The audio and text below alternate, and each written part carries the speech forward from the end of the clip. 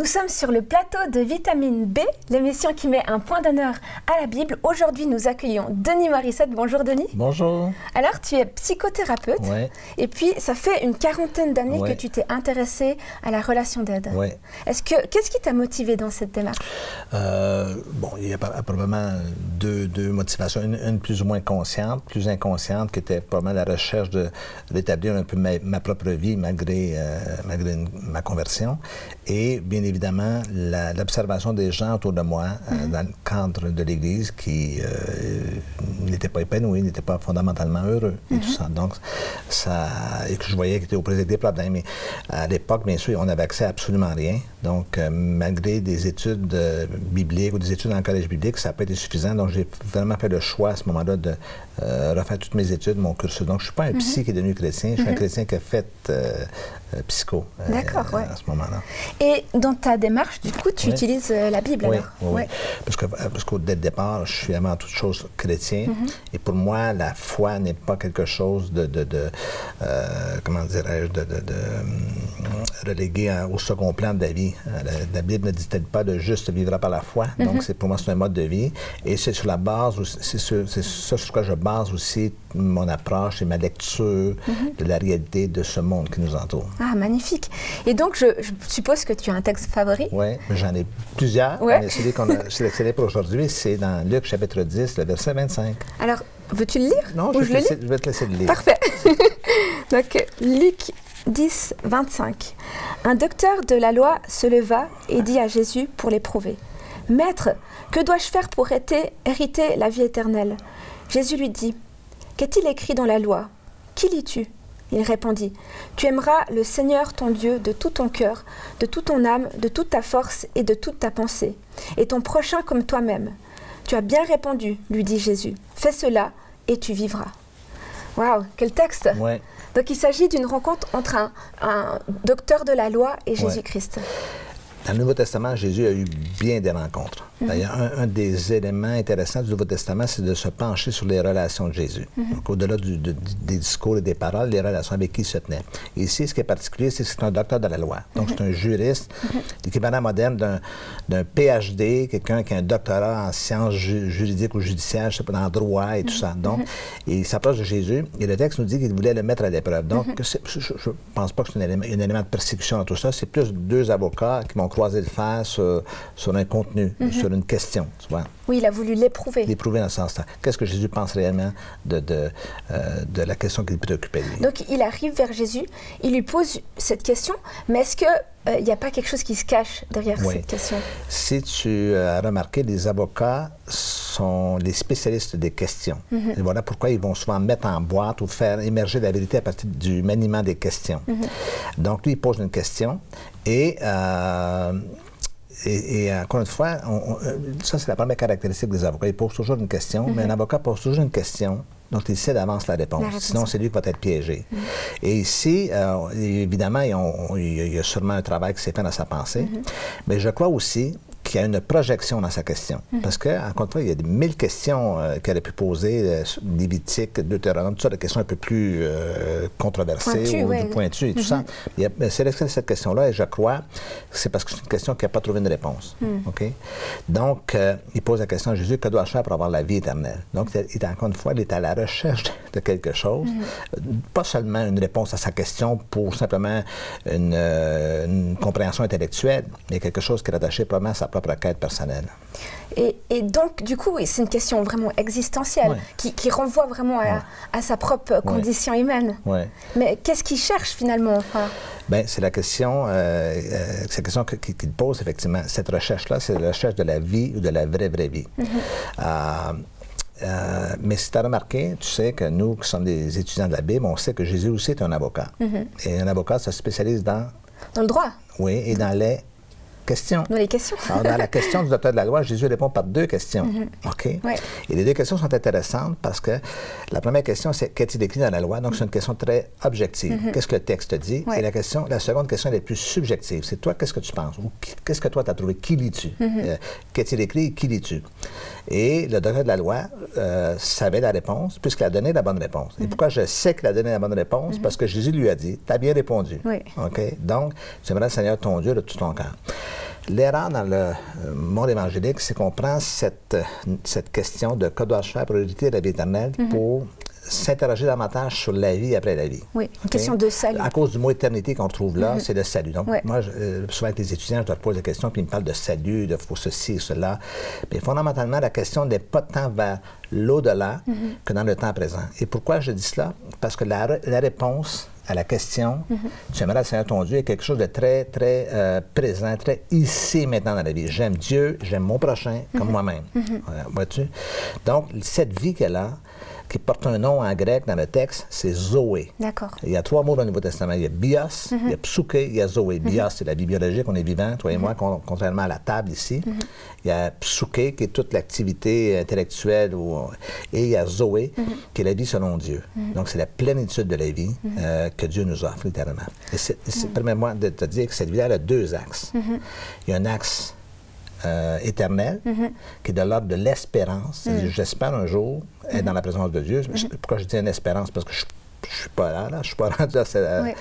Et le deuxième axe, c'est l'axe de l'expérience. Ce que je vis ici, présentement dans ma vie, face à cette vie que Dieu me donne. Donc, Jésus est en train de lui dire, en fait, pour avoir la vie éternelle, occupe-toi déjà de ta vie sur terre.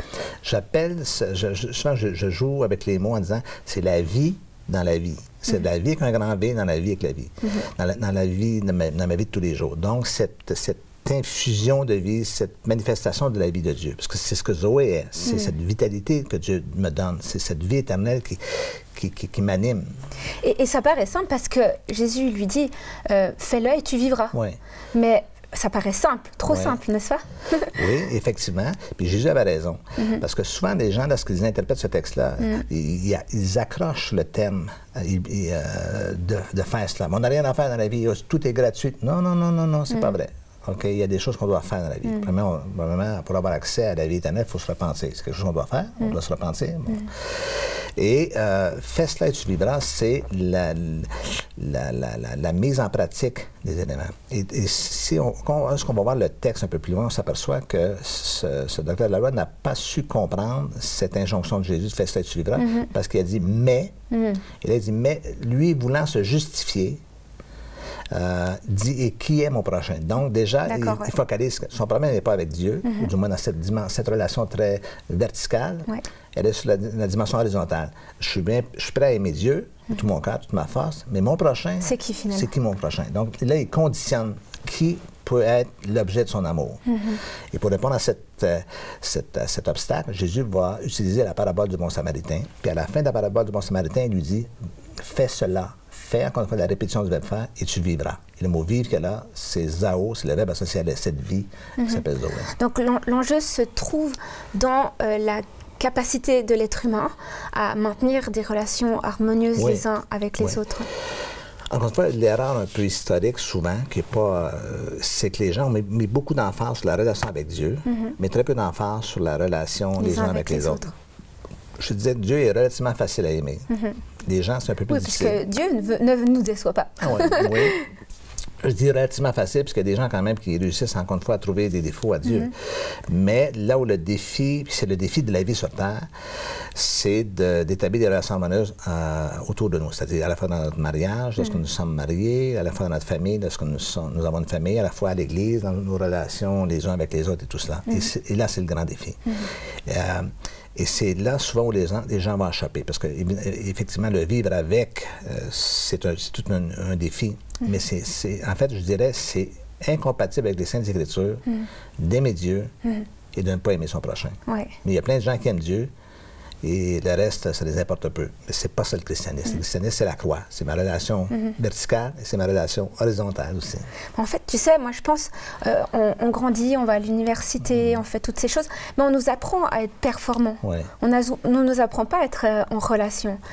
Donc c'est vrai, il y a un enjeu fondamental. Et qui, encore une fois, laisse un vide aussi, parce qu'on a besoin de relations. Nous sommes des êtres relationnel. De l'enfance jusqu'à la vie, nous avons besoin de relations. L'être humain, le petit bébé qui vient au monde, qui a beau être charmant et avoir tous ses morceaux, tous ses doigts, pieds, ses doigts de main, c'est une œuvre inachevée. cet enfant-là ne peut pas survivre. Il ne va survivre que dans la mesure où il va être en relation avec sa maman, son papa, sa famille, et après coup son environnement. Donc, on est en relation avec notre entourage. On ne peut pas vivre seul. Mais alors, que faut-il faire pour pouvoir être en harmonie avec son prochain? Bien, premièrement, il faut se connecter à ce prochain-là. Donc, il faut à la fois établir des relations, établir le contact et vivre des expériences ensemble. Et non pas rester isolés. Mais c'est ce qui est difficile dans la performance. La performance, on a la tête dans le guidon, puis on oublie qu'il y a un monde autour de nous, tu vois. Et tout le monde vit un peu ça. C'est la tendance moderne. On ne peut pas généraliser, bien sûr. Mais à ce moment-là, il faut commencer un peu à se décentrer sur soi-même et commencer à établir des relations et découvrir toute la richesse qu'il y a dans ces relations humaines. Oui, parce que Dieu, il réside aussi au sein de l'amour quand on éprouve les uns pour les autres. Et Dieu est un être de relation aussi. Donc, cette notion de relation, mais c'est un peu un paradoxe aussi, parce que fondamentalement, on a besoin de relations dans la vie. Et c'est probablement la plus grande source de nos maux et de nos blessures.